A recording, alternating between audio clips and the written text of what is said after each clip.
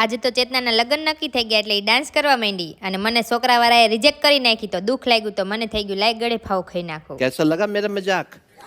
પછી બધું દુઃખ તપેલીમાં નાખીને બહાર એઠવાડમાં નાખી અને નીકળી ગયા ફોટોશૂટ કરવા કેમ કે આજે હતું ચેતનાબેનનું ફોટોશૂટ. તો અમે આવી ગયા હતા હિના દીદીને ત્યાં આધ્યા મેકઓવર જે આવેલું છે 80 ફૂટના રોડે સુરેન્દ્રનગર. પછી હિના દીદીએ ચેતનાને કરી નાખી ધોળી ધોળી બાઈસ્કા જેવી તો હું શું કામ બાકી રહી જાઉં. મેં ડબલા ખોલીને બધું ચોપડી દીધું. જો થઈ ગઈ ને ઇનથી ને ધોરી મેકઅપ કરીને પછી પાડી દીધા 4-5 ફોટા મારું અડધું સફરજન દેખાય એવા. અને જેમનું ફોટોશૂટ હોય અથવા તો દુલ્હન હોય ને એમની સેવાયું બહુ થાય હો.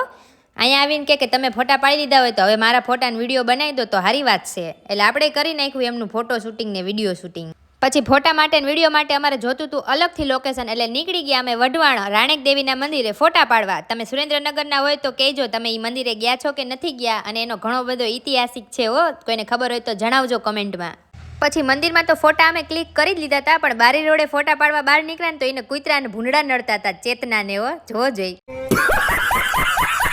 જો આ બધા દેખાય ને એ ફોટા મેં ક્લિક કર્યા હે. તમારે કરાવવા હોય ને તો મને કહેજો હું પાડી દઈશ મારા ફોનમાં હો. પછી રાત પડી ગઈ હતી એટલે ચેતનાના ઘરે જ મેં જમી લીધું અને જમીને અમે નીકળી ગયા હતા હવા મેલે વઢવાણ કેમ કે ત્યાં હતું ફૂડ ફેસ્ટિવલ. તમે સુરેન્દ્રનગરના હોય તો તમે કહેજો કે તમે ત્યાં જઈને શું ખાધું હતું. તો પહોંચી ગયા સુરેન્દ્રનગરના હવા મેલે.